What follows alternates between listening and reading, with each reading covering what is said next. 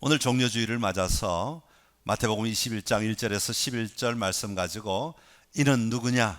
라는 제목으로 같이 하나님의 음성을 듣기를 원합니다. 코로나19로 인해서 온 세계가, 우리나라뿐만 아니라 우리 교회뿐만 아니라 지금 온 세계가 소동하고 있다, 이렇게 한마디로 요약할 수 있습니다. 여러분, 소동한다, 소동이 일어났다, 소동하다라는 말의 의미는 무엇입니까? 굉장히 시끄럽고 난리가 난 상황을 소동한다, 소동하다, 그런 표현을 사용하게 됩니다. 시끄럽게 떠들어대며 술렁이는 상황을 이야기하죠. 사실 여러분, 소동, 좋은 면도 있지만 나쁜 면도 있지만 좋은 소동도 있지요. 사실 교회는 소동이 일어나야 하는 곳입니다. 나쁜 소동이 아니라, 나쁜 일로 시끄럽고 괴로운 일로 소동이 일어나는 것이 아니라 정말 좋은 소식으로 많은 사람들의 마음을 흔들며 소동이 일어나는 곳이 교회여야 합니다. 교회 안에서 어떤 소동이 일어나야 하겠습니까? 예수님을 믿는다고 하면서 가출하고 거짓말하고 남을 속이고 또 다른 사람을 거짓말로 데려오고 이런 소동이 일어나는 것을 말하지 않습니다. 교회에서 일어나는 소동은 도대체 예수가 누구길래, 예수를 믿는다고 하더니 교회에 나가더니 저렇게 사람이 변할 수가 있어? 저렇게 성품이 바뀔 수가 있어? 저렇게 생각이 바뀔 수가 있어? 이러면서 사람들이 막 뭉성대는 이런 소동들이 일어나야 한다는 말입니다. 오늘 본문의 배경은 예수님께서 예루살렘으로 들어가시는 이야기를 소개하고 있습니다. 그런데 오늘 성경에 보니까 예수님이 예루살렘에 들어가실 때 소동이 일어났다, 그렇게 말하고 있습니다. 예수님이 예루살렘에 오늘 처음 들어가셨겠습니까? 그렇지 않습니다. 성경을 이렇게 연구해 보면 여러 번 예루살렘에 들어가셨습니다. 공생애를 하시는 동안 여러 번 예루살렘에 들어가셨습니다마는, 그러나 오늘 들어가시는 이 예루살렘으로 가시는 이 길은 그전과는 분명히 달랐다는 것이죠. 소동이 일어났습니다. 왜 소동이 일어났는가 하면 10절에 보니까 많은 사람들이 수군되어 말하기를 이는 누구냐? 도대체 이 사람이 누구냐? 라는 것 때문에 소동이 일어났다는 것입니다. 여러분, 이는 누구냐? 라는 질문은 아마도 그동안 예수님을 만나본 적이 없거나 오늘 멀리서 예루살렘 성전을 방문하기 위해서 멀리서 온 순례객들, 그동안 이 예루살렘이나 갈릴리에서 어떤 일들이 일어났는지를 제대로 알지 못했던 사람들이 오늘 아마 이런 이야기를 하게 된 것 같습니다. 6월절 축제를 참여하기 위해서 예루살렘에 왔는데 그들의 눈에 보이는 것은 뜻밖의 사건이 보이게 된 것입니다. 사람들이 몰려들고 그 많은 사람들이 한 사람에게 집중되어 있는데 그들의 손에는 나뭇가지가 들려있고 그들의 입으로는 호산나 다윗의 자손이여 라면서 외치는 소리가 터져 나오고 있는 겁니다. 전혀 상상하지 못한 상황이 지금 이 순례객들 눈앞에 펼쳐지고 있었던 것이죠. 그럴 때 이 사람들은 도대체 이는 누구냐? 이가 누구길래 이런 일들이 일어나는가? 누구길래 이런 소동이 일어나는가? 라고 외쳤던 것입니다. 사랑하는 성도 여러분, 여러분에게 있어서 예수님은 누구십니까? 오늘 종려주의를 맞아 예수님께서 예루살렘으로 들어가시는 이 이야기를 통하여 예수님이 누구신지를 다시 한번 살펴보고 그 예수님을 선포하며 살아가는 은혜의 삶이 저와 여러분에게 있기를 간절히 기원합니다. 오늘은 두 가지로 예루살렘 성으로 들어가시는 예수님이 이는 누구신가? 라는 질문에 대한 대답을 좀 살펴보려고 하는데요. 그 첫 번째는 예수님은 하나님께서 하신 약속의 성취가 되시는 분이시다라는 것입니다. 여러분, 성경의 이야기는 한편의 드라마입니다. 특별히 구원의 드라마라고 표현합니다. 많은 사람들이 어릴 때부터 교회 다니시는 분들은 어릴 때 우리가 교회 가면 단편적인 성경의 이야기를 듣습니다.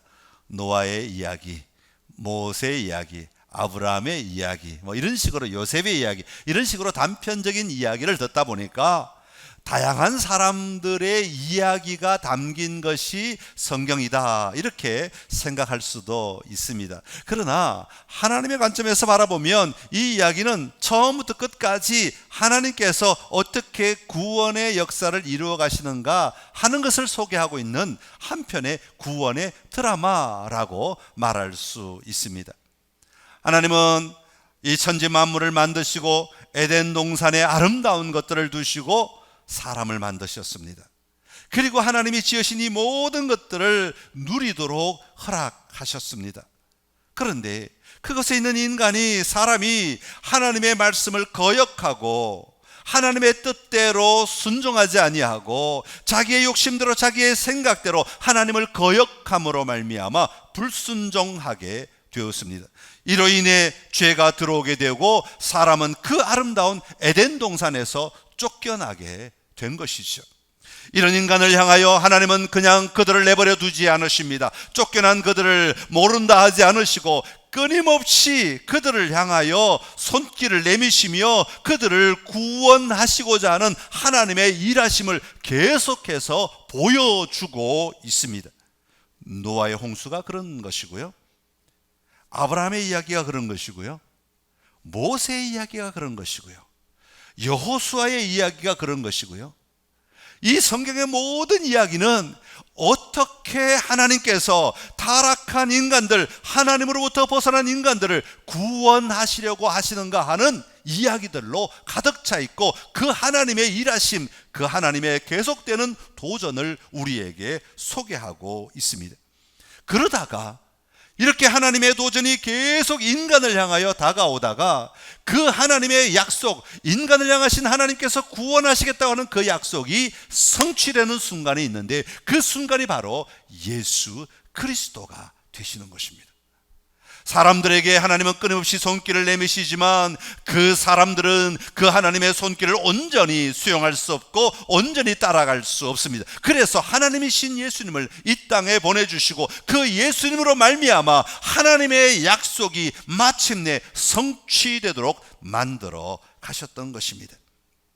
특별히 마태복음에 보면 하나님께서 어떤 약속을 하셨고 그 약속이 어떻게 이루어졌는가 하는 이야기들을 반복해서 소개함으로 말미암아 예수 그리스도야말로 하나님의 약속의 진정한 성취자가 되신다 하는 것을 계속해서 보여주고 있습니다. 그래서 다른 복음서보다 특별히 마태복음은 구약의 인용이 많이 있는 이유가 바로 이것 때문에 그렇습니다. 하나님의 약속은 뭐였고 그 약속이 어떻게 구체적으로 이루어졌는가를 보여주고 있는 거죠. 예를 들면 예수님의 동정녀 탄생, 그리고 예수님이 애굽으로 피난 가시는 것, 그리고 예수님이 나사렛에 올라가서 사시는 것, 그리고 예수님이 가버나움으로 옮겨 사시는 것, 또 예수님께서 병든 자를 고쳐주시는 것, 그리고 하나님의 종의 사역을 감당하시는 것, 그리고 감추인 것들을 드러내시는 것, 오늘 본문에 나오는 나귀 새끼를 타시는 것, 그리고 더 나아가서 은30에 팔리는 것, 이렇게 10가지 이야기를 통하여서 예수님이야말로 구약에 예언된 하나님의 말씀의 성취를 하시는 분이시다, 완전히 이루신 분이시다 라는 것을 분명히 드러내주고 있습니다. 그 중에 하나가 오늘 본문에 나오고 있는 4절과 5절의 말씀인데요, 우리 오늘 21장 4절과 5절의 말씀을 다시 한번 읽어보겠습니다. 이는 선지자를 통하여 하신 말씀을 이루려 하심이라. 일러서되 시온 딸에게 이르기를 내 왕이 내게 임하나니 그는 겸손하여 나귀 곧 멍에 매는 짐승의 새끼를 탔도다 하라 하였느니라. 아멘. 여러분, 예수님이야말로 이 땅을 구원하시려는 하나님의 일하심의 정점이라고 말할 수 있습니다. 구원을 약속하신 하나님의 성취가 예수님을 통하여 온전히 이루어지게 되었기 때문입니다. 오늘 성경에 보면 예수님의 이 하나님의 일하심의 방식들을 표현하는 문장이 하나가 있는데 이런 말입니다. 4절에 나오는 말씀인데요, 선지자를 통하여 하신 말씀을 성취하시려는 것이었다라는 말씀입니다. 선지자를 통하여 하신 말씀이 성취하는 것이다, 이런 표현을 사용하고 있습니다. 하신 말씀은 하나님 아버지의 말씀이죠. 여호와 하나님의 말씀입니다. 그러나 여호와 하나님의 말씀은 하나님이 직접 하늘을 울리며 말씀하시는 것이 아니라 선지자를 통하여 말씀하신 것이죠. 그러니까 선지자를 통하여 하는 모든 말들은 하나님의 말씀이다라는 사실을 우리는 확인할 수 있습니다. 그리고 난 다음에 그것이 성취되었다, 하나님의 말씀이 성취되었다라고 표현하고 있는 것입니다. 사랑하는 성도 여러분, 예수님께서 하나님의 말씀을 성취하신 분이라는 것은 우리가 죄의 문제로 인해 더 이상 헤매지 않아도 된다는 것을 이야기하고 있습니다. 예수님이 하나님의 말씀의 성취가 되신다는 것은 우리가 더 이상 죄악 가운데서 헤매지 않아도 된다는 것을 우리에게 말해주고 있는 것입니다. 예수님께서 하나님의 예언의 성취가 되신다는 것은 예수 그리스도로 말미암아 우리는 참 생명을 얻고 참된 영원한 안식에 들어갈 수 있는 길을 열어주었다라는 것을 보장받는다는 의미가 담겨 있는 것입니다. 그러기에 오늘 예수님께서 하나님의 말씀에 성취가 되신다는 사실을 우리가 믿을 때 우리는 우리 안에는 두려움으로 미래를 맞이하는 것이 아니라, 불안함으로 미래를 맞이하는 것이 아니라, 답답함으로 막막함으로 미래를 마련하는 것이 아니라 예수 그리스도로 말미암아 담대하게 우리의 미래를 맞이할 준비가 되어 있는 삶을 살아야 한다는 것을 이야기하고 있는 것입니다. 오늘 이렇게 복잡하고 어지럽고 소동이 일어나는 이 세상 가운데서도 우리 그리스도인들이 흔들리지 않을 수 있는 이유는 예수님이 하나님 아버지의 약속의 성취가 되신 분이시기 때문입니다. 이미 예수님은 하나님의 계획을 이루셨고 하나님의 약속을 이루셨고 우리로 하여금 그 약속의 삶을 살아낼 수 있는 길을 열어주신 분이기 때문에 그렇습니다. 예수님이야말로 참된 승리, 참된 성취를 우리에게 가져다 주신 분이십니다. 여러분, 오늘 이 시대를 살아가면서 예수님이야말로 하나님의 말씀에 참된 성취를 이루신 분이라는 사실을 꼭 기억하고 살아가심으로 담대하게 예수 그리스도 붙들고 예수 그리스도 바라보며 승리하는 삶을 살아내는 은혜가 저와 여러분에게 있기를 간절히 기원합니다. 두 번째로, 이는 누구냐라는 질문에 대하여 오늘 본문이 대답하고 있는 대답은 예수님은 겸손하신 왕이시다라는 것을 우리에게 소개하고 있습니다. 예수님은 왕이신데 어떤 왕이신가? 예수님의 성품을 우리에게 소개하고 있습니다. 오늘 본문의 배경은 유월절 순례객들이 유월절을 지키기 위해 예루살렘을 향해 여행을 하고 있습니다. 보통 이런 환경이 되면 아마 예수님께서는 그렇게 당당하게 앞장서서 다른 사람의 눈에 확 띄게 다니지 아니하시고 요즘 말로 하면 샛길로 아마 예루살렘에 가셨을지도 모르겠습니다. 아마 뒷골목으로 예루살렘에 들어가셨을지도 모르겠습니다. 그동안 예수님은 어디 여행하실 때 뭘 타고 여행하신 적이 없으신 것 같습니다. 걸어서 제자들과 함께 피곤하면 근처에 있는 집에 들어가셔서 식사하시며 그들과 교제하시며 그렇게 여행을 하셨습니다.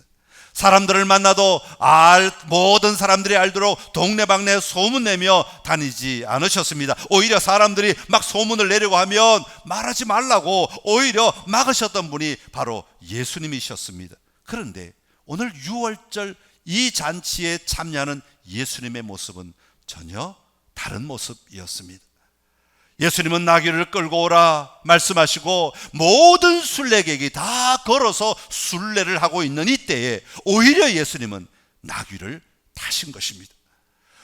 모든 순례객들이 예수님을 집중하지 않을 수가 없었습니다. 사람들이 몰려와 소리 지릅니다. 호산나 다윗의 자손이여, 호시아나 호시아나 다윗의 자손이여. 나뭇가지를 흔들며 겉옷을 펴서 땅에 깔며 예수님을 환호하고 있는 것입니다. 다른 때 같으면 예수님은 아마 손살을 치면서 숨으셨을지도 모르겠습니다. 그러나 예수님은 오히려 그 자리 속으로 당당하게 들어가셨습니다.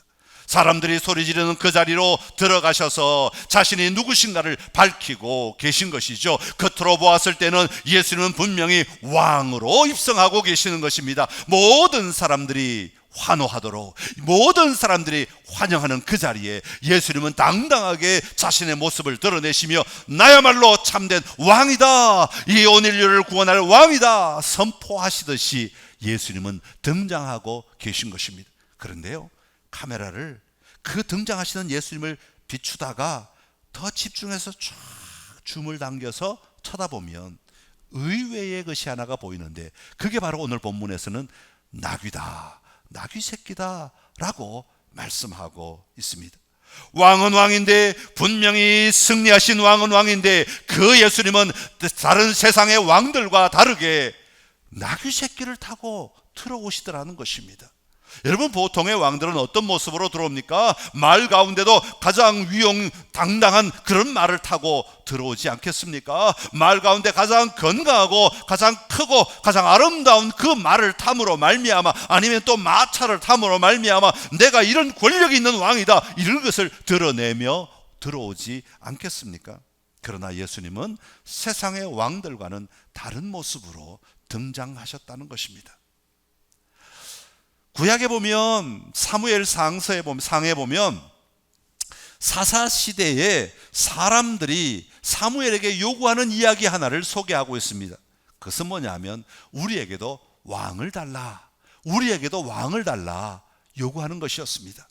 그럴 때에 사무엘이 하나님의 말씀을 받아서 백성들에게 전해주는 이야기가 있습니다. 그것은 무슨 이야기냐면, 세상의 왕들이 너희를 다스리게 되면 어떤 일들이 일어나는가, 세상의 왕들은 어떤 모습인가 하는 것을 소개해주는 대목이 있습니다. 세상의 왕들이 너희를 다스리게 되면 왕이 너희 아들들을 데리고 갈 것이다. 그리고 왕의 병거와 왕의 말을 끌게 할 것이고 병거 앞에 달리게 할 것이다. 천부장 50부장을 삼을 것이며 자기 밭을 갈게 하고 추수하게 하고 무기와 병거를 만들게 할 것이다. 그리고 너희 딸을 데리고 가서 향료 만드는 자와 요리하는 자와 떡 굽는 자로 삼을 것이다. 그렇게 말해 주었습니다. 여러분, 이 이야기는 뭡니까? 세상의 왕은 권력을 잡으면, 왕이 되면 백성들을 위하기는 하겠지만, 그러나 오히려 자기의 삶을 위하여 그 백성들의 삶을 제어하고 억압하고 통제함으로 말미암아 자기의 유익을 누리는 삶을 살게 될 것이다. 그러니 그 왕 앞에 너희들은 굴복할 수밖에 없게 될 것이다. 그런 이야기를 해주는 겁니다. 사랑하는 성도 여러분, 예수님은 저와 여러분을 회복시키시기 위해 이 땅에 오신 분이십니다. 회복시키시기 위해 오신 분이시지만 이 예수님은 세상의 다른 왕과는 분명히 다른 모습으로 오셨다고 분명히 성경은 보여주고 있습니다. 우리를 압제하기 위하여, 우리를 통하여 하나님의 유익을 얻기 위하여, 우리를 제어함으로 말미암아 우리를 이용하여 하나님의 무언가를 얻기 위하여 우리를 위하여 오신 분이 아니라 오히려 우리를 섬겨주시기 위해, 오히려 우리를 위해 희생하시기 위해, 오히려 우리를 위해 죽으시기 위해 이 땅에 오신 분이시다. 그렇게 소개하고 있습니다. 다시 말하면 이 예수님은 겉모양은 분명히 왕이심에도 불구하고 그 내면은 하나님 아버지의 성품을 가지고 계신데, 바로 겸손하신 온유하신 성품을 가지고 이 땅에 오신 분이시다. 그것을 나귀를 타고 오시는 모습으로 소개하고 있는 것이죠. 예수님은 이 땅에 오셔서 저와 여러분을 섬기기 위해 이 땅에 오셨습니다. 예수님이 이 땅에 오셔서 저와 여러분의 삶에 무너진 것들을 회복시키기 위해 예수님은 이 땅에 오셨습니다. 예수님은 이 땅에 오셔서 우리를 낮고 낮은 천한 자리에 들어가심으로 말미암아 우리를 회복시키시고 우리를 자유케 하시고 우리를 세우시고 우리를 높여주시기 위해 예수님은 이 땅에 오셨다고 성경은 말씀하고 있습니다. 그러기에 우리가 예수님을 믿는다고 하는 것은, 우리가 예수님을 모시고 산다고 하는 것은 우리는 두 가지의 분명한 태도를 가지고 살아야 합니다. 예수님은 분명히 이 온 세계 왕의 왕이시다. 여호와 하나님은 온 세계를 만드시고 다스리시는 왕의 왕이시다. 이 사실을 분명히 믿고 살아야 합니다. 그리고 나는 그분의 아들이다, 그분의 백성이다. 그러기에 나도 또한 이 온 세계를 다스리며 사는 자가 되어야 한다라는 사실을 우리는 분명히 믿고 살아가야 합니다. 그러나 이 분명한 신분과는 다르게 우리가 이 땅을 살아가는 방법은 겸손의 삶을 살아내야 한다 하는 것입니다. 교만한 삶이 아니라, 세상을 짓밟는 삶이 아니라, 세상을 무시하는 삶이 아니라, 그들을 도와주고 그들을 섬겨주고 그들을 세워주고 그들을 위해 희생함으로 말미암아 오히려 하나님 나라의 참된 평화가 넘쳐나도록 만드는 삶을 사는 자들이 되어야 된다고 말씀하는 것이죠. 오늘 예수님의 이 입성을 통하여서 오늘 우리가 어떤 삶을 살아야 되고 어떤 자들이 되어야 하는가를 다시 한번 발견하고 도전하는 삶이 저와 여러분에게 있기를 간절히 기원합니다. 오늘은 종려주일, 예수님의 마지막 한 주간의 시작입니다. 예수님은 내 삶 속에 들어오셔서 오늘 나의 왕이 되기 위해 예수님은 우리에게 다가오신 것입니다. 예루살렘을 향하여 들어오시는 예수님처럼 우리의 마음을 향해 들어오시는 예수님을 마음껏 환영하며 환호하며 또 그 주님과 더불어 담대하게 나아가는 삶이 오늘 우리의 삶이 되어야 할 것입니다. 그리고 내일 아침부터는 고난주간이 시작됩니다. 제 교회에서는 교육자들이 모여서 고난주간 새벽기도회를 진행합니다. 아침 7시가 되면 영상으로 여러분에게도 전달해 드리겠습니다. 함께 고난주간을 보내시고 나를 향하신 예수님의 사랑을 기억하고 그 사랑에 감사하며 감격하며 살아가는 은혜가 있기를 간절히 기원합니다. 그리고 금요일은 예수님이 십자가 위에서 돌아가신 성금요일입니다. 원래는 함께 모여 마지막 만찬을 함께 나누고 성만찬을 해야 하지만 우리가 이 환경 때문에 같이 모여 성만찬을 할 수가 없습니다. 그래서 하루에 한 끼 정도 금식하시면서 여러분의 하나님을 향한 또 주님을 향한 여러분의 사랑을 고백하고 그 사랑을 기억하는 날로 삼으시기를 바랍니다. 다음 주일은 부활주일입니다. 우리가 다 함께 모여 축하하고 기뻐하지 못합니다. 그러나 우리가 있는 자리에서 이 부활의 담대함을 선포하고 이 부활의 아름다움을 고백하며 살아가는 주간이 되어야 할 것입니다. 다음 주일 부활주일을 기쁨으로 맞이하도록 오늘부터 우리가 한 주간 동안 주님 앞에 기꺼이 나아가는 삶의 자리들이 되시기를 간절히 기원합니다. 기도하겠습니다. 참 좋으신 우리 하나님 아버지, 은혜를 감사합니다. 연약한 우리, 죄악 가운데 죽을 수밖에 없는 우리들을 위하여 예수 그리스도를 이 땅에 보내주시고 하나님의 약속의 성취가 되게 하여 주시니 감사합니다. 예수 그리스도로 말미암아 하나님이 약속하신 모든 것을 이루어 주셨음을 저희들 분명히 믿습니다. 그러하기에 우리는 더 이상 죄악 가운데 헤맬 필요가 없고, 그러하기에 우리는 더 이상 우리의 어떤 노력으로 구원을 얻기 위해 도전할 필요가 없고, 그러기에 우리는 우리의 생각으로, 우리의 삶으로, 우리의 삶의 자리에서 방황하며 살 필요가 없게 된 줄로 분명히 믿습니다. 예수 그리스도를 믿음으로 말미암아 예수 그리스도를 통하여 우리에게 주신 이 귀한 승리의 삶을 날마다 살아가는 저희 모두가 되게 하여 주옵소서.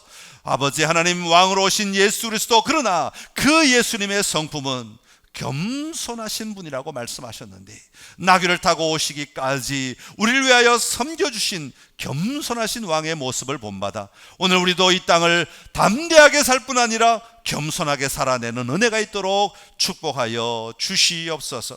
그리하여 세상을 섬기며 세상 가운데 빛으로 소금으로 살아감으로 말미암아 이 땅을 하나님의 나라로 변화시켜가는 놀라운 삶의 승리가 있도록 역사하여 주시옵소서.